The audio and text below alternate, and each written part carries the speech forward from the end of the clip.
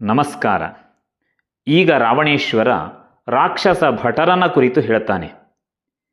ನೀವೆಲ್ಲ ಯೋಧರು, ನಗರದ ದ್ವಾರಗಳನ್ನು ನೀವು ರಕ್ಷಣೆ ಮಾಡಬೇಕು. ಆ ಪ್ರಾಕಾರಗಳನ್ನು ಏರಿ ಎಚ್ಚರಿಕೆಯಿಂದ ನೀವಿರಬೇಕು. ಇದೆಲ್ಲಕ್ಕಿಂತ ಮುಖ್ಯವಾಗಿ ಮಾಡಬೇಕಾದದ್ದು ಕುಂಭಕರ್ಣನನ್ನು ಎಬ್ಬಿಸಬೇಕು. ನಿದ್ರಾವಶ ಸಮಾವಿಷ್ಟ ಕುಂಭಕರ್ಣೋ ನಿಬೋಧ್ಯತಾಂ ಸುಖಂ ಸ್ವಪಿತಿ ನಿಶ್ಚಿಂತಃ ಕಾಲೋಪಹತಚೇತನಃ ಅಂತ ಹೇಳಿಬಿಡ್ತಾನೆ. ಅಂದರೆ ನಿದ್ರೆಯಲ್ಲಿ ಮಲಗಿರತಕ್ಕಂತಹ ಕುಂಭಕರ್ಣನನ್ನು ಈ ಕ್ಷಣದಲ್ಲಿ ನೀವು ಎಬ್ಬಿಸಬೇಕು. ನನ್ನ ದೌರ್ಭಾಗ್ಯದಿಂದ ಬುದ್ಧಿ ಇಲ್ಲದೆ ನಿಶ್ಚಿಂತನಾಗಿ ಸುಖದಿಂದ ನನ್ನ ತಮ್ಮ ಮಲಗಿಬಿಟ್ಟಿದ್ದಾನೆ. ಅವನು ಮಲಗಿದರೆ ಸ್ವಲ್ಪ ಸಮಯ ಅಲ್ಲ, ನವಷಟ್ ಸಪ್ತ ಚಾಷ್ಟೌಚ ಮಾಸಾನ್ ಸ್ವಪಿತಿ ರಾಕ್ಷಸಃ. ಆತ ಹಲವು ತಿಂಗಳುಗಳವರೆಗೆ ಮಲಗ್ತಾನೆ. 6 ತಿಂಗಳು, 7 ತಿಂಗಳು, 8 ತಿಂಗಳು, 9 ತಿಂಗಳುಗಳವರೆಗೆ ಒಂದೇ ಸಮನೆ ನಿದ್ರೆ ಮಾಡ್ತಾ ಇರ್ತಾನೆ. ಈಗ ನನ್ನೊಟ್ಟಿಗೆ ಮಂತ್ರಾಲೋಚನೆ ಮಾಡಿ 9 ದಿವಸ ಕಳೆದು ಹೋಗಿದೆ. 9 ದಿವಸದ ಹಿಂದೆಯೇ ಆತ ಮಲಗಿದ್ದಾನೆ. ಆತ ಮಹಾಬಲಶಾಲಿ, ಪರಾಕ್ರಮಿ. ಅವನನ್ನು ಆದಷ್ಟು ಬೇಗನೆ ಎಬ್ಬಿಸಿ ರಾಮನ ಜೊತೆಯಲ್ಲಿ ಯುದ್ಧವನ್ನು ಮಾಡುವುದಕ್ಕೆ ಕಳುಹಿಸಬೇಕು. ಆತ ರಾಕ್ಷಸರೆಲ್ಲ ಶ್ರೇಷ್ಠನಾದಂಥವನು. ಆತನ ಬಾಹುವಿನ ಪರಾಕ್ರಮದಿಂದಾಗಿ ಈ ರಾಕ್ಷಸ ಕುಲಕ್ಕೆ ಗೆಲುವು ಸಿಗ್ತದೆ.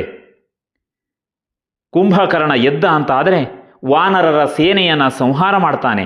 ಆ 2 ರಾಜಪುತ್ರರನ್ನು ಅಲ್ಪ ಕಾಲದಲ್ಲಿಯೇ ಕೊಂದು ಹಾಕ್ತಾನೆ. ಆ ಕುಂಭಕರ್ಣ ಸಾಮಾನ್ಯ ಅಲ್ಲ. ಸಂಗ್ರಾಮ ಭೂಮಿಯಲ್ಲಿ ಧ್ವಜಸ್ತಂಭದಂತೆ ನಿಲ್ತಾನೆ ಆತ. ಸಮಸ್ತ ರಾಕ್ಷಸರ ಕುಲದಲ್ಲಿ ಅತ್ಯಂತ ಶ್ರೇಷ್ಠನಾದವನು, ವೀರರಿಗೆಲ್ಲ ಅಗ್ರೇಸರ ಆತ. ಆದರೆ ಏನು ಮಾಡೋಣ, ಈ ಕ್ಷಣದಲ್ಲಿ ಯುದ್ಧಕ್ಕೆ ಕಳಿಸು ಅಂತ ಹೇಳಿದರೆ ಆತ ನೆಮ್ಮದಿಯ ನಿದ್ದೆಯಲ್ಲಿದ್ದಾನೆ. ಆ ನಿದ್ದೆಯನ್ನು ಕೆಡಿಸಿ ಅವನನ್ನು ಎಬ್ಬಿಸಬೇಕು. ಕುಂಭಕರ್ಣನ ಬಲ ಇಲ್ಲದೇ ಇರುವ ಕಾರಣದಿಂದಲೇ ನಾನು ರಾಮನಿಂದ ಪರಾಜಿತನಾದೆ. ಕುಂಭಕರ್ಣ ಎದ್ದು ಬಿಟ್ಟ ಅಂತಾದರೆ ನಾನು ದುಃಖಿಸಬೇಕಾದಂಥ ಅನಿವಾರ್ಯತೆಯೇ ಇಲ್ಲ. ಇಂದ್ರನಿಗೆ ಸಮಾನವಾದಂಥ ಶಕ್ತಿಯನ್ನು, ಪರಾಕ್ರಮವನ್ನು ಹೊಂದಿದವನು ಅವನು. ಇಷ್ಟು ಪರಾಕ್ರಮ ಇದ್ದರೂ ಕೂಡ ಅವನಿಂದ ನನಗೆ ಪ್ರಯೋಜನ ಆಗ್ತಾ ಇಲ್ಲ. ಹಾಗಾಗಿ ಆತನನ್ನು ಎಬ್ಬಿಸಲೇಬೇಕು. ಇಂತಹ ವಿಪತ್ತು ಬಂದೊದಗಿದಂಥ ಸಮಯದಲ್ಲಿ ನಿದ್ರೆ ಮಾಡ್ತಾ ಹೇಗೆ ನೆಮ್ಮದಿಯಿಂದ ಇದ್ದಾನೆ ಆತ? ಹಾಗಾಗಿ ಕೂಡಲೇ ಹೋಗಿ ಕುಂಭಕರ್ಣನನ್ನು ಎಬ್ಬಿಸಿ ಅಂಥೇಳಿ ರಾಕ್ಷಸೇಂದ್ರನಾದಂಥ ರಾವಣೇಶ್ವರ ಆಜ್ಞೆ ಮಾಡ್ತಾನೆ. ಆ ಕ್ಷಣದಲ್ಲಿ ಭಯಭೀತರಾಗಿರತಕ್ಕಂಥ ರಾಕ್ಷಸ ಭಟರು ರಾಜನ ಆಜ್ಞೆಯನ್ನು ಪಾಲಿಸುವುದಕ್ಕಾಗಿ ಕುಂಭಕರ್ಣನ ಸಮೀಪಕ್ಕೆ ಹೋಗ್ತಾರೆ. ನಿದ್ರೆಯಲ್ಲಿರತಕ್ಕಂಥ ಕುಂಭಕರ್ಣನನ್ನು ಎಬ್ಬಿಸಿದರೆ ಅವನೇನು ನಮಗೆ ತೊಂದರೆಯನ್ನು ಉಂಟು ಮಾಡ್ತಾನೋ ಎನ್ನತಕ್ಕಂಥ ಭಯ ರಾಕ್ಷಸರಿಗೆ ಇದೆ. ಆದರೆ ರಾಜನ ಆಜ್ಞೆಯನ್ನು ಮೀರಲಿಕ್ಕೆ ಸಾಧ್ಯ ಇಲ್ಲ. ಹಾಗಾಗಿ ಅವರೆಲ್ಲ ಹೋಗ್ತಾರೆ. ರಕ್ತ ಮಾಂಸಗಳನ್ನು ತಿನ್ನತಕ್ಕಂತಹ ಆ ನಿಶಾಚರರು ರಾವಣನ ಆಜ್ಞೆಯಂತೆ ಕುಂಭಕರ್ಣನ ಭವನಕ್ಕೆ ಹೋಗ್ತಾರೆ. ಭಯದಿಂದಲೇ ಹೋಗ್ತಾರೆ. ಹೋಗುವಾಗ ಗಂಧದ ಮಾಲೆಗಳನ್ನು ತೆಗೆದುಕೊಂಡು ಹೋಗ್ತಾರೆ, ಭೋಜನ ಸಾಮಗ್ರಿಗಳನ್ನು ತೆಗೆದುಕೊಂಡು ಹೋಗ್ತಾರೆ, ಅವಸರದಿಂದ ಹೋಗ್ತಾರೆ.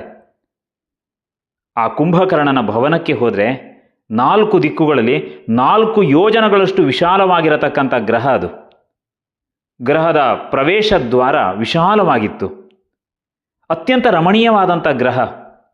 ಅಲ್ಲಿ ಗಂಧದ ಪರಿಮಳ ವ್ಯಾಪಿಸಿಕೊಂಡಿತ್ತು. ನೆಲವನ್ನು ನೋಡಿದರೆ ಅದು ಸುವರ್ಣಭೂಷಿತವಾಗಿತ್ತು, ಬಂಗಾರದಿಂದ ಹೊಳಿತಾ ಇತ್ತು. ರಮಣೀಯವಾದಂಥ ಭವನ. ಆ ರಾಕ್ಷಸ ವ್ಯಾಘ್ರ ಅಲ್ಲಿ ಮಲ್ಕೊಂಡಿದ್ದಾನೆ.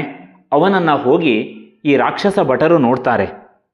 ವಿಕೃತವಾದಂಥ ಆಕಾರ, ಮೈಚಾಚಿ ಮಲಗಿಕೊಂಡಿದ್ದಾನೆ. ಭಯಂಕರವಾದಂಥ ಆಕೃತಿ, ಅಡ್ಡ ಬಿದ್ದಿರತಕ್ಕಂಥ ಪರ್ವತದಂತೆ ಕಾಣ್ತಾ ಇದ್ದಾನೆ. ಕುಂಭಕರ್ಣಂ ಮಹಾನಿದ್ರಂ ಸಹಿತಾಹ ಪ್ರತ್ಯಬೋಧಯನ್. ಹೀಗೆ ಗಾಢ ನಿದ್ರೆಯಲ್ಲಿರತಕ್ಕಂತಹ ಆ ಕುಂಭಕರ್ಣನನ್ನು ಎಚ್ಚರಿಸುವುದಕ್ಕೆ ಅವರು ಪ್ರಯತ್ನ ಮಾಡ್ತಾರೆ. ಕುಂಭಕರ್ಣನ ರೋಮಗಳು ಅವೆಲ್ಲ ಮೇಲ್ಮುಖವಾಗಿ ನಿಮಿರಿಕೊಂಡು ನಿಂತಿದ್ದವು. ಆತ ಉಸಿರಾಟ ಮಾಡ್ತಾ ಇದ್ದ, ಹೆಬ್ಬಾವಿನ ರೀತಿಯಲ್ಲಿ ಉಸಿರಾಟ ಮಾಡ್ತಾ ಇದ್ದ. ಆತ ಉಸಿರನ್ನು ಒಳಕ್ಕೆ ತೆಗೆದುಕೊಳ್ಳುವುದು, ಹೊರಕ್ಕೆ ಬಿಡುವುದು, ಈ ಶ್ವಾಸೋಚ್ಛ್ವಾಸದ ಕ್ರಿಯೆ ಅದು ರಭಸದಿಂದ ಸಾಗ್ತಾ ಇತ್ತು. ಹತ್ತಿರ ಹೋದವರಿಗೆ ಭಯವನ್ನು ಉಂಟು ಮಾಡುವಂತೆ ಇತ್ತದು. ಭಯಂಕರವಾದಂಥ ಆಕಾರ. ಆತನ ಮೂಗಿನ ಹೊಳ್ಳೆಗಳನ್ನು ನೋಡಿದರೆ ಯಾರಿಗಾದರೂ ಭಯವಾಗ್ತದೆ. ಕತ್ತಲಿನ ಗುಹೆಯಂತೆ ಕಾಣಿಸ್ತಾ ಇತ್ತದು. ಇನ್ನು ದೊಡ್ಡದಾದಂಥ ಬಾಯಿ, ಅಗಲವಾಗಿ ಬಾಯಿಯನ್ನು ತೆಗೆದಿದ್ದಾನೆ, ಪಾತಾಳದ ಗುಹೆಯಂತೆ ಕಾಣ್ತಾ ಇತ್ತು. ವಿಶಾಲವಾದಂಥ ಹಾಸಿಗೆಯ ತುಂಬ ಕುಂಭಕರ್ಣ ಕೈಕಾಲುಗಳನ್ನು ಚಾಚಿ ಬಿದ್ದುಕೊಂಡಿರ್ತಾನೆ.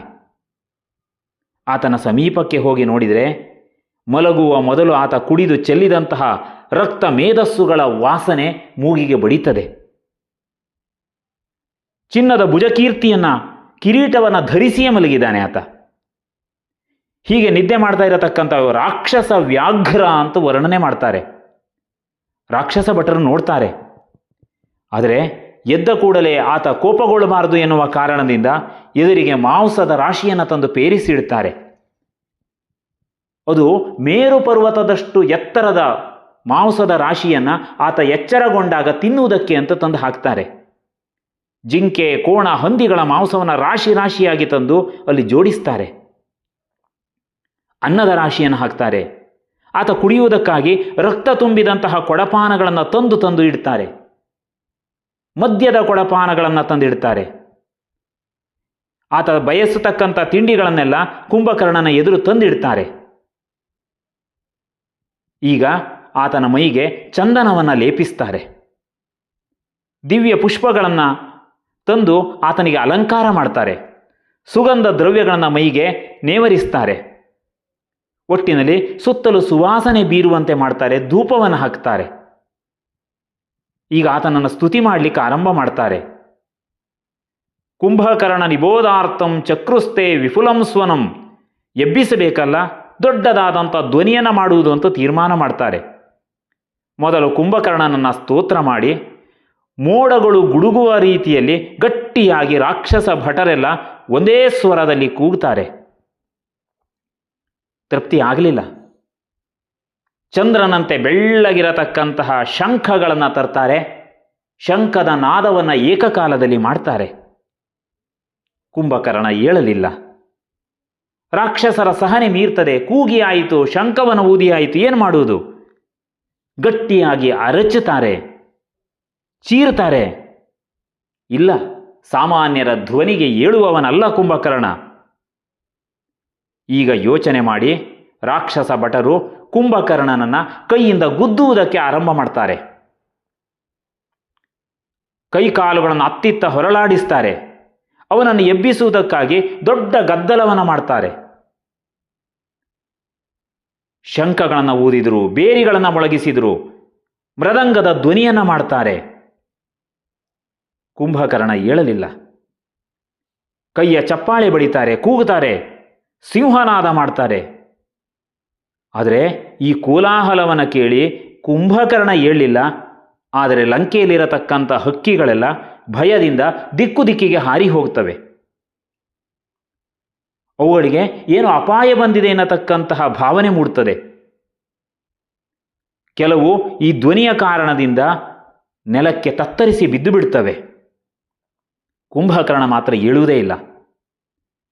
ಇಷ್ಟು ಭೀಕರವಾದ ಗದ್ದಲ ಮಾಡಿದಾಗಲೂ ಕೂಡ ಆ ಕುಂಭಕರ್ಣ ನೆಮ್ಮದಿಯ ನಿದ್ರೆಯಲ್ಲಿರ್ತಾನೆ. ಈಗ ಸಹನೆ ಮೀರಿದಂತಹ ರಾಕ್ಷಸ ಭಟರು ಆಯುಧಗಳನ್ನು ಕೈಗೆ ತೆಗೆದುಕೊಳ್ತಾರೆ. ಬುಶುಂಡಿ, ಮುಸಲ, ಗದೆ ಈ ಮೊದಲಾದಂಥ ಆಯುಧಗಳನ್ನು ತೆಗೆದುಕೊಳ್ತಾರೆ. ಮೊದಲೇ ಕ್ರೂರಿಗಳು, ಒರಟರು ಅವರು. ಸುಖ ನಿದ್ರೆಯಲ್ಲಿರತಕ್ಕಂಥ ಕುಂಭಕರ್ಣನನ್ನು ತಿವಿಯುವುದಕ್ಕೆ ಆರಂಭ ಮಾಡ್ತಾರೆ. ಹರಿತವಾದ ಆಯುಧಗಳಿಂದ ತಿವಿತಾರೆ, ಗದೆಗಳಿಂದ ಹೊಡಿತಾರೆ, ಮರದ ತುಂಡುಗಳಿಂದ ಬಡಿತಾರೆ, ಅಂಗೈಗಳಿಂದ ಅಪ್ಪಳಿಸಿ ಅಪ್ಪಳಿಸಿ ಹೊಡಿತಾರೆ, ಮುದ್ಗರಗಳನ್ನು ತಂದು ಆತನ ಕಿವಿಗೆ ಮೂಗಿಗೆ ಜಡಿತಾರೆ, ಮುಷ್ಟಿಗಳಿಂದ ಗುದ್ದುತ್ತಾರೆ. ಇಷ್ಟೆಲ್ಲ ಮಾಡಿದರೂ ಕೂಡ ಕುಂಭಕರ್ಣ ಏಳುವುದಿಲ್ಲ. ಇವರೆಲ್ಲ ಪ್ರಯತ್ನ ವ್ಯರ್ಥವಾಗುತ್ತದೆ. ಕುಂಭಕರ್ಣ ಏಳುವುದಿರಲಿ, ಕುಂಭಕರ್ಣನ ಉಸಿರಾಟದ ರಭಸಕ್ಕೆ ಬಲಶಾಲಿಗಳಾದಂಥ ರಾಕ್ಷಸರು ಹಾರಿ ಹೋಗಿ ಬೀಳುತ್ತಾರೆ. ದೃಢವಾಗಿ ಕಾಲನ್ನು ಊರಿ ನಿಂತುಕೊಳ್ಳಿಕ್ಕೆ ಅವರಿಗೆ ಸಾಧ್ಯ ಆಗುವುದಿಲ್ಲ. ಭೀಮಪರಾಕ್ರಮಿಯಾದಂಥವರು ದೈತ್ಯರು. ಆದರೆ ಸೊಂಟಕ್ಕೆ ಪಟ್ಟಿಯನ್ನು ಗಟ್ಟಿಯಾಗಿ ಕಟ್ಟಿ ಆ ಕುಂಭಕರ್ಣನ ಎದುರಿನಲ್ಲಿ ನಿಂತು ಮತ್ತೆ ಆಯುಧಗಳಿಂದ ತಿವಿತಾರೆ. ಮೃದಂಗಗಳನ್ನು ತರ್ತಾರೆ, ತಮಟೆಗಳನ್ನು ತರ್ತಾರೆ, ಬೇರಿ ಶಂಖಗಳನ್ನು ತರ್ತಾರೆ, ಘಟವಾದ್ಯಗಳನ್ನು ತರ್ತಾರೆ. ಅದನ್ನೆಲ್ಲ ನುಡಿಸುವುದಕ್ಕೆ ಆರಂಭ ಮಾಡ್ತಾರೆ. ಮೃದಂಗ ಪಣವಾನ್ ಬೇರಿಹಿ ಶಂಖ ಕುಂಭ ಗಣಾಸ್ತದ ಅಂತ ಹೇಳ್ತಾರೆ. ಈ ಎಲ್ಲ ಧ್ವನಿ ಮಾಡತಕ್ಕಂತಹ ವಸ್ತುಗಳನ್ನು ತರ್ತಾರೆ. ಅವುಗಳ ಧ್ವನಿ ಗಗನಕ್ಕೆ ಕೇಳುವ ರೀತಿಯಲ್ಲಿ ಮಾಡ್ತಾರೆ. ಆದರೆ ಕುಂಭಕರ್ಣನನ್ನು ಎಬ್ಬಿಸುವುದಕ್ಕೆ ಸಾಧ್ಯ ಆಗುವುದಿಲ್ಲ. ಏನು ಮಾಡಿದರೆ ಎಬ್ಬಿಸಬಹುದಂತ ಯೋಚನೆ ಮಾಡ್ತಾರೆ. ಆವಾಗ ಘೋರವಾದಂಥ ಮತ್ತೊಂದು ಪ್ರಯತ್ನಕ್ಕೆ ಕೈ ಹಾಕ್ತಾರೆ. ಕುದುರೆಗಳನ್ನು, ಒಂಟೆಗಳನ್ನು, ಕತ್ತೆಗಳನ್ನು, ಆನೆಗಳನ್ನು, ಹೀಗೆ ಪ್ರಾಣಿಗಳನ್ನೆಲ್ಲ ತರ್ತಾರೆ. ಅವುಗಳನ್ನು ದೊಣ್ಣೆಗಳಿಂದ ಹೊಡಿತಾರೆ. ಆ ಪ್ರಾಣಿಗಳಿಗೆ ಚಾಟಿಗಳಿಂದ ಹೊಡಿತಾರೆ. ಅಂಕುಶಗಳಿಂದ ಆ ಪ್ರಾಣಿಗಳಿಗೆ ತಿವಿತಾರೆ. ಆ ಸಮಯದಲ್ಲಿ ಆ ಅಂಕುಶದ ತಿವಿತವನ್ನು ಸಹಿಸಲಿಕ್ಕೆ ಸಾಧ್ಯವಾಗದೆ, ಚಾಟಿಯ ಹೊಡೆತವನ್ನು ತಿನ್ನಲಿಕ್ಕೆ ಸಾಧ್ಯವಾಗದೆ ಆ ಪ್ರಾಣಿಗಳು ಅರಚುತ್ತವೆ. ಕುದುರೆಗಳು ಮೇಲಕ್ಕೆ ಕೆನೀತವೆ, ಅವು ಒಂಟೆಗಳು ಅರಚುತ್ತವೆ, ಕತ್ತೆಗಳು ಕಿರುಚುತ್ತವೆ, ಆನೆಗಳು ಗೀಳಿಡುತ್ತವೆ. ಹೀಗೆ ಅಪಾರವಾಗಿರತಕ್ಕಂಥ ಧ್ವನಿ ಅಲ್ಲಿ ಮೂಡಿ ಬರುತ್ತದೆ. ಬೇರಿ ಶಂಖ ಮೃದಂಗದ ಧ್ವನಿ ಒಂದು ಕಡೆಯಲ್ಲಿ, ಕುದುರೆ, ಒಂಟೆ, ಕತ್ತೆ, ಆನೆಗಳ ಕಿರುಚಾಟದ ಧ್ವನಿ ಮತ್ತೊಂದು ಕಡೆಯಲ್ಲಿ. ಒಟ್ಟಿನಲ್ಲಿ ಕೋಲಾಹಲ ಆಗ್ತದೆ. ಆದರೆ ಕುಂಭಕರ್ಣ ಏಳುವುದೇ ಇಲ್ಲ. ಕುಂಭಕರ್ಣನ ದೇಹದ ಮೇಲೆ ಮರದ ಕುಂಟೆಗಳನ್ನು ಹೇರಿ ತೊಲೆಗಳಿಂದ ಬಡಿತಾರೆ. ತಮ್ಮ ಎಲ್ಲ ಶಕ್ತಿಯನ್ನು ಪ್ರಯೋಗಿಸಿ ಮುಸಲ, ಮುದ್ಗರ ಮೊದಲಾದಂಥ ಆಯುಧಗಳಿಂದ ಜಡಿತಾರೆ. ಈ ಎಲ್ಲವುಗಳನ್ನು ಏಕಕಾಲದಲ್ಲಿ ಮಾಡುವ ಪ್ರಯತ್ನ ಮಾಡ್ತಾರೆ. ಈ ಕೋಲಾಹಲದಿಂದ ಲಂಕೆ ಭಯಕ್ಕೆ ಒಳಗಾಗುತ್ತದೆ. ಲಂಕೆಯಲ್ಲಿ ಮೊಳಗುತ್ತದೆ ಈ ಧ್ವನಿ. ಪರ್ವತ ಪ್ರದೇಶಗಳಲ್ಲಿ ಅರಣ್ಯ ರಾಕ್ಷಸ ಭಟರು ತಮ್ಮ ಪ್ರಯತ್ನವನ್ನು ಬಿಡುವುದಿಲ್ಲ. ಈಗ 1,000 ಭೇರಿಗಳನ್ನು ಒಟ್ಟಿಗೆ ಮೊಳಗಿಸ್ತಾರೆ. ಚಿನ್ನದ ವಾದನ ದಂಡಗಳನ್ನು ತರ್ತಾರೆ. ವಾದ್ಯಗಳನ್ನು ಬಾರಿಸ್ತಾರೆ. ಗಾಢ ನಿದ್ರೆಯಲ್ಲಿರತಕ್ಕಂಥ ಕುಂಭಕರ್ಣನಿಗೆ ಇದಾವುದರ ಧ್ವನಿ ಕೇಳಿಸುವುದೇ ಇಲ್ಲ. ಬ್ರಹ್ಮಶಾಪಕ್ಕೆ ಒಳಗಾಗಿ ನಿದ್ರೆ ಮಾಡ್ತಾ ಇದ್ದವನವನು. ಇವರ ಈ ಧ್ವನಿ ಆತನಿಗೆ ಕೇಳಲಿಕ್ಕೆ ಹೇಗೆ ಸಾಧ್ಯ? ರಾಕ್ಷಸರಿಗೆ ಭಯಂಕರ ಸಿಟ್ಟು ಬರುತ್ತದೆ. ಆ ಕಡೆಯಲ್ಲಿ ರಾಜನ ಆಜ್ಞೆಯನ್ನು ಪಾಲಿಸಬೇಕು. ರಾಜನಾಗಿರತಕ್ಕಂಥ ರಾವಣೇಶ್ವರ ಅದು ರಾಮನಿಂದ ಸೋತು ಬಂದಿದ್ದಾನೆ. ಕುಂಭಕರ್ಣ ಎದ್ದರೆ ಮಾತ್ರ ಗೆಲುವಂದು ಭಾವಿಸಿದ್ದಾನೆ. ಈತನನ್ನು ಎಬ್ಬಿಸಲಿಕ್ಕೆ ಸಾಧ್ಯವಾಗ್ತಾ ಇಲ್ಲ. ಮಲಗಿದಂಥ ಒಬ್ಬ ವ್ಯಕ್ತಿಯನ್ನು ಎಬ್ಬಿಸುವ ಸಾಮರ್ಥ್ಯ ರಾಕ್ಷಸ ಭಟರಿಗೆ ಇಲ್ಲದೆ ಹೋಯಿತೆ ಅಂತ ಹೇಳಿ ಆ ರಾವಣೇಶ್ವರ ನುಡಿದರೆ ಏನು ಮಾಡಲಿಕ್ಕೆ ಸಾಧ್ಯ? ಹಾಗಾಗಿ ರಾಕ್ಷಸ ಭಟರು ಮಹಾಕ್ರೋಧಕ್ಕೆ ಒಳಗಾಗ್ತಾರೆ. ಎಬ್ಬಿಸಲೇಬೇಕು ಅಂತ ಶತ ಪ್ರತಿಜ್ಞೆಯನ್ನು ಮಾಡ್ತಾರೆ. ಇನ್ನೊಂದು ಮಹಾಪರಾಕ್ರಮವನ್ನು ಮಾಡಲಿಕ್ಕೆ ತೀರ್ಮಾನ ಮಾಡ್ತಾರೆ. ಕೆಲವರು ಬೇರಿಗಳನ್ನು ಬಡಿತಾ ಇರ್ತಾರೆ. ಇನ್ನು ಕೆಲವರು ಹೋ ಅಂತ ಧ್ವನಿಯನ್ನು ಮಾಡಿ ಕೂಗುತ್ತಾ ಇರ್ತಾರೆ. ಈಗ ಕೆಲವು ರಾಕ್ಷಸರು ಮುಂದೆ ಬಂದು ಕುಂಭಕರ್ಣನ ತಲೆಗೂದಲನ್ನು ಕಿತ್ತು ಎಳೆದು ತೆಗಿತಾರೆ. ಕೆಲವರು ಅವನ ಕಿವಿಗಳನ್ನು ಕಚ್ಚುತ್ತಾರೆ. ಇನ್ನು ಕೆಲವರು ಕೊಡಗಳಲ್ಲಿ ನೀರನ್ನು ತಂದು ಅವನ ಕಿವಿಯಲ್ಲಿ ಸುರಿತಾರೆ. ಇಷ್ಟೆಲ್ಲ ಮಾಡಿದರೂ ಕೂಡ ಮಹಾನಿದ್ರೆಯಲ್ಲಿರತಕ್ಕಂಥ ಕುಂಭಕರ್ಣ ಅಲ್ಲಾಡುವುದಿಲ್ಲ. ಈಗ ರಾಕ್ಷಸರು ಕಬ್ಬಿಣದ ದೊಡ್ಡ ಸುತ್ತಿಗೆಯನ್ನು ತರ್ತಾರೆ. ಅವನ ತಲೆಯನ್ನು, ಎದೆಯನ್ನು ಕುಟ್ಟುತ್ತಾರೆ. ಎಲ್ಲ ಅಂಗಗಳ ಮೇಲೆ ಬಲವಾಗಿ ಸುತ್ತಿಗೆಯಿಂದ ಹೊಡಿತಾರೆ. ಕೊನೆಯ ಪ್ರಯತ್ನವಾಗಿ ರಾಕ್ಷಸರು ಹೀಗೆ ಮಾಡ್ತಾರೆ. ವಾರಣಾನಾಂ ಸಹಸ್ರಂತು ಶರೀರೇಸ್ಯ ಪ್ರಧಾವಿತಂ. ಸಾವಿರ ಸಂಖ್ಯೆಯ ಆನೆಗಳನ್ನು ತರ್ತಾರೆ. ಆ ಆನೆಗಳನ್ನು ತಂದು ಕುಂಭಕರ್ಣನ ಮೈ ಮೇಲೆ ಓಡಾಡಿಸಿ ತುಳಿಸುವಂತೆ ಮಾಡ್ತಾರೆ. ಕುಂಭಕರ್ಣಸ್ತತೋ ಬುದ್ಧ ಸ್ಪರ್ಶಂ ಪರಮಬುದ್ಧ್ಯತ. ವಾಲ್ಮೀಕಿ ಮಹರ್ಷಿಗಳು ವರ್ಣನೆ ಮಾಡ್ತಾರೆ. ಯಾವಾಗ 1,000 ಆನೆಗಳು ಬಂದು ತನ್ನ ಮೈ ಮೇಲೆ ತುಳಿದವೋ ಆಗ ಕುಂಭಕರ್ಣನಿಗೆ ಯಾರೋ ತನ್ನ ಮೈಯನ್ನು ಸ್ಪರ್ಶಿಸಿದಂಥ ಅನುಭವವಾಗಿ ಎಚ್ಚರವಾಯಿತು. ಎಚ್ಚರವಾದ ಮೇಲೆ ಏನು ಮಾಡಿದ ಎನ್ನುವುದನ್ನು ಮುಂದಿನ ಭಾಗದಲ್ಲಿ ತಿಳಿಯುವಂಥ ಪ್ರಯತ್ನ ಮಾಡೋಣ. ನಮಸ್ಕಾರ.